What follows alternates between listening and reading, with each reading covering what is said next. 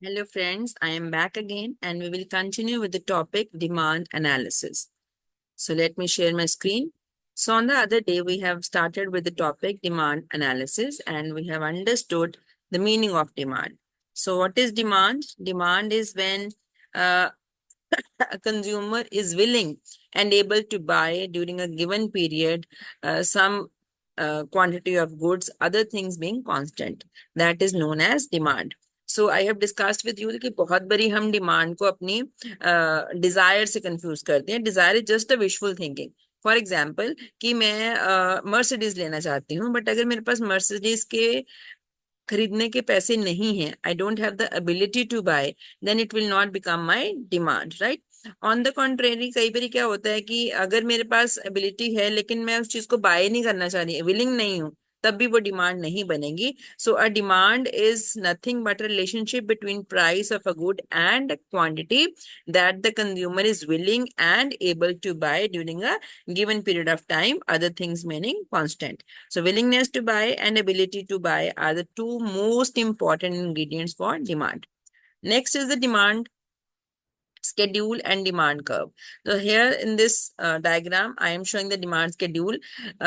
एक चीज हम याद रखना कि जब भी हम schedule की बात करेंगे इकोनॉमिक्स में, तो इसका मतलब है tabular representation. So here I am talking about demand schedule. It means a tabular representation of the price of a good and the quantity demanded. So that is known as demand schedule. And when we are showing the same thing in the form of a curve, then we call it a demand curve. When we show it in the form of a diagram curve, then we call it a demand curve. Coming to the main part, that is law of demand. What is law of demand? Law of demand बेटा simply वो law है जो हमें ये बताता है कि अगर हम किसी भी प्रोडक्ट का, किसी कमोडिटी का प्राइस चेंज करते हैं तो उसकी क्वांटिटी में क्या चेंज आता है, राइट. फॉर एग्जांपल आई से कि if the price of a commodity goes up, तो इसकी जो क्वांटिटी डिमांडेड है वो क्या हो जाएगी, कम हो जाएगी. वो जो इनवर्स रिलेशनशिप है between price and quantity demanded, that is been depicted in the law of demand. It states that the quantity of a good demanded during a given period is inversely related to its price, other things remaining constant. Very, very important here is two things. Number one, law of demand states the inverse relationship between price and quantity demanded. और दूसरा हमने ये मान के चलना है कि जो बाकी चीजें हैं, other things remaining constant. So when the price increase, quantity demanded decrease. When the price decreases, quantity demanded increases. So because of this inverse relationship, the downward sloping demand curve happen. जो हमारा demand curve है वो downward sloping इसीलिए आता है क्योंकि हमने कहा कि जब प्राइस बढ़ाएंगे तो क्वांटिटी डिमांडेड कम हो जाएगी और जब प्राइस कम करेंगे तो क्वांटिटी डिमांडेड बढ़ जाएगी. Because of this opposite relationship जो डिमांड कर्व है वो क्या होगा, डाउनवर्ड स्लोपिंग होगा. सो अभी तक हमने समझा डिमांड का मतलब क्या होता है, डिमांड, लॉ ऑफ डिमांड क्या है, लॉ ऑफ डिमांड को हम कैसे डिपिक्ट कर सकते हैं, दो तरीके से, डिमांड स्केड्यूल से और डिमांड कर्व से, राइट. ये चीजें हमने करी. हमने उसके बाद है कि why law, why the demand curve slopes downward. तो पहला कारण है कि डाउनवर्ड स्लोप इसलिए करता है because of the substitution effect. Substitution effect का मतलब क्या हुआ कि एज वी हैव डिस्कस्ड कि हम सबकी अनलिमिटेड वांट्स है और जो रिसोर्सेज हैं वो लिमिटेड है. तो जब किसी प्राइस, किसी भी गुड का जो प्राइस है वो कम होता है, तो लोग क्या करते हैं, लोगों का एज अ कंज्यूमर हमारा बिहेवियर क्या रहता है कि हम वो सब्स्टिट्यूट करते हैं गुड जो सस्ती हो जाती है एज कम्पेयर टू जो महंगी होती है. लेकिन दूसरी साइड पे जो महंगी चीज होती है उसको हम ज्यादा प्रेफर नहीं करते हैं. तो जिसकी वजह से जो हमारा जब प्राइस बढ़ा किसी कमोडिटी का, तो हमने जो उसका सस्ता सब्स्टिट्यूट है उसकी डिमांड बढ़ा दी, तो इसकी इसकी डिमांड क्या हो गई, कम हो गई, जिसकी वजह से हमारा डिमांड कब क्या हो गया, डाउनवर्ड स्लोपिंग हो गया. सेकेंड, डाउनवर्ड स्लोपिंग क्यों है डिमांड का, because of the income effect. Income effect का मतलब होता है कि आपकी जो जब किसी कमोडिटी का प्राइस जो है वो बढ़ता है या घटता है तो उसका इम्पैक्ट हम देखेंगे कि हमारी रियल इनकम पे क्या आता है. सिंपल सी लैंग्वेज में बात करूंगी कि अगर हमारे पास हमारी इनकम है 10 रुपए और हम जो कमोडिटी बाय करना चाह रहे हैं, राइट, वो है 2 रुपए की, तो मान के चलिए कि आप कितनी चीजें आप खरीद सकते हैं 10 रुपए में. आपके पास 10 रुपए आपकी इनकम है और चीज कितने की है, 2 रुपए की. पर यूनिट, तो आप 5 चीजें खरीद पाएंगे। वही अगर हमने कहा कि अगर प्राइस चेंज हो जाता है, अगर आपकी जो है इनकम 10 रुपए रही और जो कमोडिटी वो 5 रुपए पर यूनिट हो गई, तो आप सिर्फ दो दो चीजें खरीद पाएंगे। इसका मतलब क्या हुआ कि प्राइस बढ़ने से आपकी डिमांड क्या हो गई, कम हो गई। क्यों कम हो गई? बिकॉज आपकी जो रियल इनकम थी वो क्या हो गई, कम हो गई। सो मनी इनकम, हमें दो चीजें समझनी पड़ेंगी यहाँ पे। मैं जो बात कर रही हूँ, इनकम 10 रुपया क्या है, आपकी मनी इनकम है, वो तो सेम ही रहेगी। It is simply the number of dollars received पर पीरियड और नंबर ऑफ रुपीज रिसीव्ड पर पीरियड। और रियल इनकम क्या है? Your income that you measured in terms of what it can buy. आप उस पैसे से कितनी चीजें खरीद पाते हैं, वो आपकी रियल इनकम है। जैसे मैंने कहा कि 10 रुपए आपकी मनी इनकम है, और अगर कमोडिटी का प्राइस 2 पर यूनिट है तो आपकी रियल इनकम क्या आई, 5। अगर 10 रुपए आपकी मनी इनकम है और जो आपका प्राइस ऑफ द प्रोडक्ट है वो 5 रुपीज पर यूनिट हो गया, तो आपकी कितनी रियल इनकम होगी, 2। तो इसका मतलब है कि जब प्राइस बढ़ा तो आपकी रियल इनकम, आपकी जो क्वांटिटी डिमांड थी वो क्या हो गई, कम हो गई, जिसकी वजह से आपका डिमांड कर्व क्या है, वो डाउनवर्ड स्लोप करेगा। सो देखते हैं। So what is demand curve? जैसे मैंने आपको पहले भी बताया कि जब भी हम स्केड्यूल की बात करेंगे वो टैबुलर रिप्रेजेंटेशन है, और जब कर्व की बात करेंगे वो एक डायग्रामेटिकल रिप्रेजेंटेशन है। A curve showing the relationship between price of a good and quantity demanded. So see what is happening in this, let us see at the diagram. So on the x axis हमने क्या लिया है, quantity demanded, on the y axis we have the price. So जब भी हमने diagram बनानी है, ये बहुत कंपलसरी है कि हम जरूर मेंशन करें कि एक्स एक्सिस पे हमने क्या लिया है और वाई एक्सिस पे क्या लिया है। तो अभी देखें क्या हो रहा है इसमें। इसमें हम डिमांड कर्व को डाउनवर्ड स्लोपिंग शो कर रहे हैं, और हमने देखा कि जब हमारा जो प्राइस है प्रोडक्ट का वो 4 और 5 के बीच, फॉर एग्जाम्पल 4.5 है, तो वो 100 यूनिट्स जो है वो डिमांड हो रही है उस कमोडिटी की। अब जैसे ही, सो ये है, every point on the line matches the schedule. It's a price or quantity demand that consumer is willing and able to buy. तो यहाँ पे जो डिमांड कर्व बनाया गया है इट्स अ स्ट्रेट लाइन, जो कि हमने पीछे जो डिमांड शेड्यूल बनाया था उसी के बेस पे इन्होंने ये बनाया है। राइट, आगे चल के हम पढ़ते हैं कि डिमांड कर्व की मूवमेंट कैसे होती है। दो तरीके से मूवमेंट है। एक है movement along the demand curve, पहले जो हम करेंगे उसका मतलब है कि अगर सिर्फ और सिर्फ प्राइस में चेंज आया, तो सिर्फ और सिर्फ प्राइस में चेंज आने से जो भी डिमांड पे चेंज आती है उसको हम बोलते हैं चेंज इन क्वांटिटी डिमांडेड। ठीक है। सो उसमें मूवमेंट क्या होती है, अलोंग द डिमांड कर्व। देखें इस डायग्राम को हम ध्यान से देखते हैं कि कैसे बनाई है डायग्राम।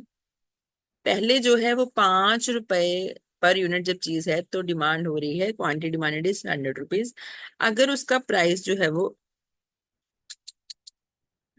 अब क्या हुआ, बढ़ गया, मान लो $6 पर यूनिट हो गया, तो जो क्वांटिटी डिमांडेड थी वो 100 से क्या हो गई, 75 हो गई।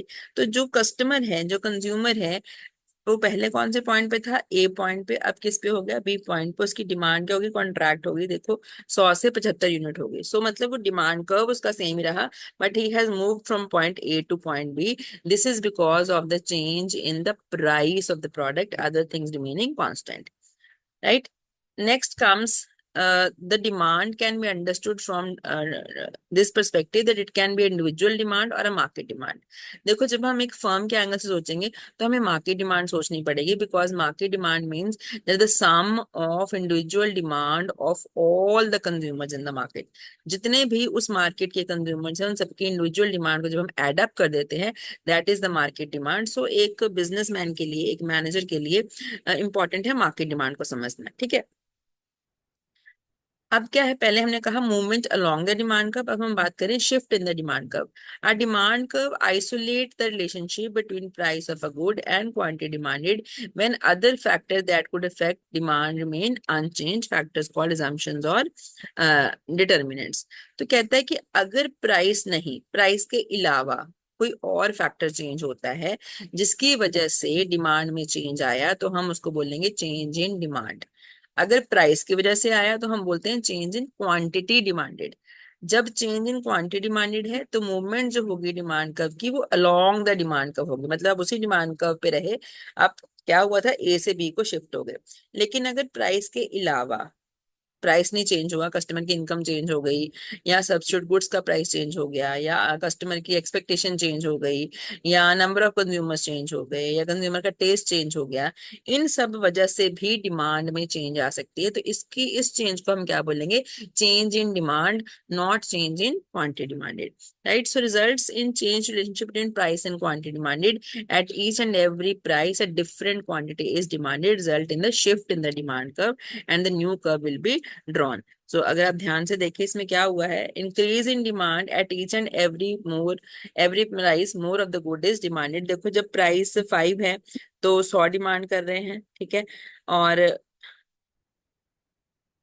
उसी प्राइस पे 150 भी डिमांड किए जा रहे हैं। इसका मतलब क्या हुआ कि हो सकता है प्राइस की वजह से नहीं, मेरी इनकम चेंज हो गई है, जो टारगेट कस्टमर है उनकी इनकम चेंज हो गई है, और प्राइस वो जो है वो ज्यादा डिमांड करनी शुरू हो गए हैं, राइट? अब क्या कारण हो सकता है कि जिसकी वजह से डिमांड बढ़ती है? जैसे मैंने अभी आपको बताया, इंक्रीज इन कंज्यूमर इनकम, जिसकी वजह से क्या हो सकता है कि आप प्राइस नहीं चेंज हुआ लेकिन फिर भी डिमांड में चेंज आ गई, राइट? तो वो डिमांड में चेंज किस कारण हो सकती है? या तो कंज्यूमर की इनकम चेंज हो गई है, राइट? अब इनकम चेंज होने से दो तरह कैसे इफेक्ट आता है उसको भी समझना जरूरी है। दो तरह के गुड्स कंज्यूमर बाय करता है। एक होती है नॉर्मल गुड्स, जिनके लिए अगर इनकम बढ़ती है तो कंज्यूमर उसकी डिमांड भी बढ़ाता है। दूसरी होती है इंफीरियर गुड, उसकी ऐसा है कि अगर अ, जिसकी डिमांड कंज्यूमर बढ़ाता है जब उसकी इनकम कम होती है, राइट? फॉर एग्जाम्पल, बड़ी अच्छी नॉर्मल एग्जांपल दे रखी है, अगर आपकी इनकम बढ़ेगी तो आप जो है वो ब्रांडेड क्लोथ की तरफ जाएंगे फ्रॉम द नॉर्मल जो दिख रहे हैं डायग्राम में आपको कपड़े, उसकी जगह आप किसको प्रीफर करना शुरू करेंगे? Gucci for example. Inferior good का मतलब है कि अगर वो गुड्स जब अगर आपकी इनकम कम हो गई तो आप उनको प्रीफर करना शुरू करेंगे। अगर आपकी इनकम कम हो गई तो आप गाड़ी की बजाय बस में जाओगे, राइट? तो that is known as inferior goods.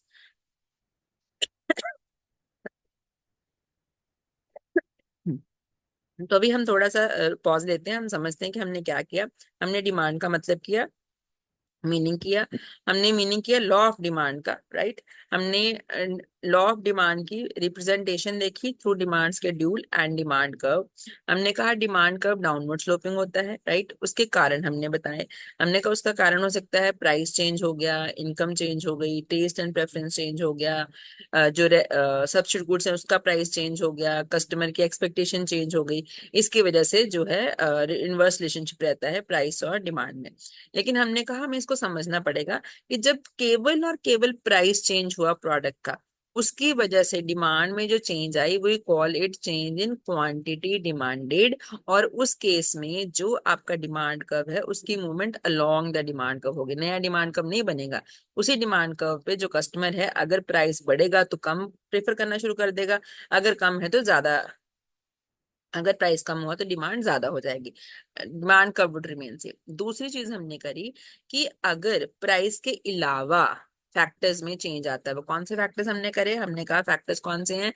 Change in consumer income है, टेस्ट है, change in substitute product price of the relative goods, जिसको हम सब्स्टिट्यूट्स बोलते हैं, उसमें चेंज आ गया, या कस्टमर के टेस्ट में चेंज आ गया, इनकम में चेंज आ गया, तो उसकी वजह से जो चेंज है उसको हम बोलते हैं shift in the demand curve. उसमें जो है कस्टमर एक नई डिमांड कर्व में शिफ्ट हो जाता है। अगर उसकी इनकम बढ़ी तो वो क्या करेगा? डेफिनेटली अब वो सस्ते कपड़े की जगह ब्रांडेड कपड़े लेगा, तो ब्रांडेड कपड़ों की डिमांड क्या हो जाएगी? बढ़ जाएगी। इसी तरह से अगर गुड्स को भी समझने की जरूरत है कि अगर वो नॉर्मल गुड है तो डेफिनेटली एक पॉजिटिव रिलेशनशिप आएगा इनकम के साथ, इनकम बढ़ी तो डिमांड भी बढ़ी। तो ये हम कर रहे हैं। उसके बाद आता है नेक्स्ट, जो हम उसी को कंटिन्यू कर रहे हैं कि what are the factors affecting law of demand. तो पहला फैक्टर है प्राइस, दूसरा फैक्टर हमने किया इनकम, तीसरा हम करे substitutes. Goods that are not consume jointly, goods that are related in such a way that increase in the price of one shifts the demand for the other. Increase in price of coke leads to increase in demand for Pepsi. तो ऐसे ही होता है कि अगर अगर Coke का price बढ़ गया तो लोग कहते हैं कोक क्यों लें, हम पेप्सी ले लेते हैं जो सस्ती पड़ रही है हमें, क्योंकि कोक और पेप्सी में कोई बहुत ज्यादा फर्क तो लोग करते हैं नहीं, उनको ना उनके टेस्ट में बहुत ज्यादा फर्क लगता है, ना इनकी कोई यूसेज में बहुत ज्यादा फर्क लगता है। तो लोग कहते हैं कि ठीक है भी, अगर प्राइस बढ़ गया है कोक का तो क्यों ना हम पेप्सी ले। तो उसकी वजह से क्या होगा कि प्राइस बढ़ा कोक का, डिमांड किसकी कम हो गई? कोक की कम हो गई, राइट? सब्स्टिट्यूट गुड्स में क्या होगा देखो, substitute the price of a Coke rise from 1 to 1 0.5, then the demand for the Pepsi will decrease from 75 to 100 rupees, right? So 100, तो ये होता है कि प्राइस कोक का बढ़ा, ठीक है, और जो डिमांड थी वो डिक्रीज हो गई। उसके बाद है change in price of related goods. अब रिलेटेड गुड्स में दूसरी गुड्स आती हैं कॉम्प्लीमेंट्री गुड्स, हमने पहले भी किया है। एक सप्लीमेंट्री गुड्स होती हैं, कॉम्प्लीमेंट्री गुड्स होती हैं, राइट। जो सब्स्टिट्यूट गुड्स होती हैं, सॉरी, एक सब्स्टिट्यूट गुड्स होती हैं, एक कॉम्प्लीमेंट्री गुड्स होती हैं। जो सब्स्टिट्यूट गुड्स हैं, those are the goods which you can replace, which can be use in place of each other. For example, आप कोक की जगह पेप्सी पी सकते हैं, पेप्सी की जगह कोक पी सकते हैं, या टी की जगह आप कॉफी ले लें, कॉफी की जगह टी ले लें, है ना। तो ये क्या है, सब्स्टिट्यूट्स हैं। कॉम्प्लीमेंट्री गुड्स वो होती हैं दो goods that have to be consumed jointly that will complete the demand for each other. So a decrease in the price of one will increase the demand for other, right? So for example, decrease in the price of DVD player increase the demand for DVDs. कि अगर DVD player सस्ते हो जाएंगे तो demand DVD की बढ़ जाएगी। तो आप देखें कि जो मैं डिमांड कब यहाँ पे शो होता है, पहले ये डिमांड कब है, फिर ये डिमांड कब हो गया। जबकि जब हमने पहला किया है, जब सिर्फ प्राइस में चेंज आती है प्रोडक्ट में, तब डिमांड कर्व हमारा चेंज नहीं होता है। यहाँ पे movement along the demand curve होती है, लेकिन यहाँ पे shift in the demand curve हो रहा है। Next factors that effect is change in consumer expectation. Consumer की एक्सपेक्टेशन हो सकती है कि अगर if a product is cheaper today then tomorrow then increase in demand. अगर उसको लगता है कि आज सस्ता है तो कल से तो वो आज जो है डिमांड बढ़ जाएगी। इस तरह से टेस्ट, अगर आपका टेस्ट किसी चीज के लिए डेवलप्ड है तो डेफिनेटली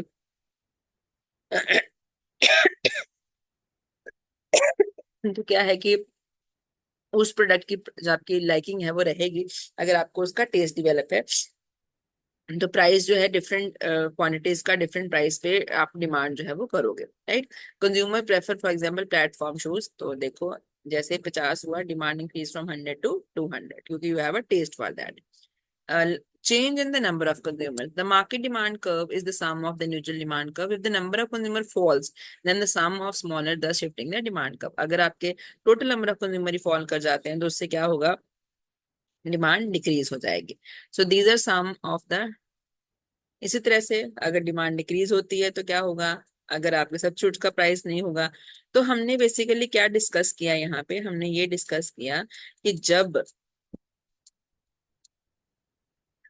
जब प्राइस के अलावा बाकी फैक्टर्स डिमांड को इफेक्ट करते हैं तो उससे भी जो है डिमांड में जो है वो चेंज आती है। बट वो चेंज जो है वो ऐसी होती है कि वो पूरे डिमांड कर्व को शिफ्ट कर देती है, आइदर अपवर्ड और डाउनवर्ड, डिपेंडिंग अपॉन की प्राइस बढ़ा है उस चीज का, सॉरी, डिपेंडिंग अपॉन की कैसी चेंज आई है। जैसे इनकम बढ़ने से डिमांड बढ़ेगी, राइट। टेस्ट अगर आपका है किसी चीज के लिए तो उसकी डिमांड बढ़ेगी, अगर टेस्ट नहीं है तो डिमांड कम हो जाएगी। अगर आपकी एक्सपेक्टेशन है कि प्राइस जो है वो आज कम है तो आपकी डिमांड आज बढ़ेगी। अगर आपकी एक्सपेक्टेशन है कि प्राइस कल को ज्यादा हो गया जाएगा तो आपकी डिमांड जो है आज ज्यादा हो जाएगी। So depending upon these are the fact. इसी तरह से सब्स्टिट्यूट गुड्स, अगर आपको जो सब्स्टिट्यूट गुड अवेलेबल है, अगर आपको लग रहा है कि सस्ता सब्स्टिट्यूट अवेलेबल है, तो जो सब्स्टिट्यूट आप यूज कर रहे हैं उसके प्राइस में अगर चेंज आया है, बड़ा है, तो आप उसको कम यूज करोगे, सस्ता सब्स्टिट्यूट यूज करोगे। So let us review the demand. A change in quantity demanded is not a change in demand. तो हमने दो चीजें समझी। जो चेंज इन क्वांटिटी डिमांडेड है वो किसकी वजह से आती है, only due to change in price. But अगर डिमांड में चेंज आ रही है प्राइस के अलावा फैक्टर से, वो कौन कौन से फैक्टर्स थे, income can be a factor, substitution goods can be a factor, customer expectation can be a factor, taste can be a factor, expectations can be a factor. Then we call it change in demand. Change in quantity demanded is caused by change in price. Change in quantity demanded is movement along the demand curve, and change in demand is caused by change in the determinants. कौन-कौन से determinants करे, income of the consumer, substitute goods, expectation of the consumer, taste and preferences, right? These are the determinants of demand, and change in demand shifts the demand curve. So with this, we have done with the very